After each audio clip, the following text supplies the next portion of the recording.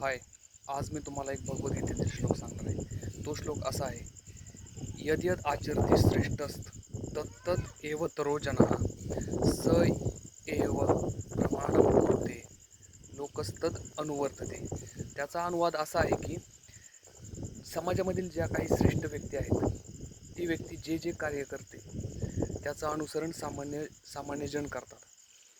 मला यातून एकच गोष्ट सांगावीशी वाटते की आपल्या भारतामध्ये किंवा जगामध्ये ज्या काही सेलिब्रिटी व्यक्ती आहेत, आपण त्यांना मोठं समजतो, अशा व्यक्तींनी त्या ज्या काही जाहिराती करतात त्याचं त्यांनी पूर्णपणे अभ्यास केला पाहिजे. आणि त्या म्हणजे ज्या वस्तू संसाधनं आहेत किंवा सेवा आहेत, या या सर्वांचा आपल्या मानवी जीवनावरती काही विपरीत परिणाम आहे का किंवा नाही, याची शहानिशा केल्यानंतरच त्याची जाहिरात केली पाहिजे.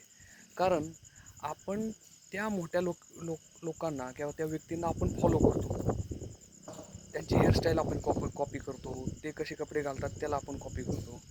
जसं की विराट कोहलीची रिसेंट हेअरस्टाईल सर्वजण फॉलो करतात त्याला, किंवा सलमान खानची फिजिक रुटीन आपण फॉलो करतो, ते कशी बॉडी मेंटेन करतात. कारण त्यांच्या एक आणि छोट्यात छोट्या ॲक्शनचा आपल्या मानवी जीवनावरती परिणाम होत असतो. म्हणून या व्हिडिओच्या माध्यमातून मला त्यांना एकच सांगावंसं वाटतं की तुम्ही ज्या काही जाहिराती करता त्या जाहिरातींचा मानवी जीवनावरती काही विपरीत परिणाम होईल का, त्या वस्तूचा, किंवा ती वस्तू आहेत, सेवा आहेत, संसाधन आहेत, याचा विपरीत परिणाम आहे का नाही.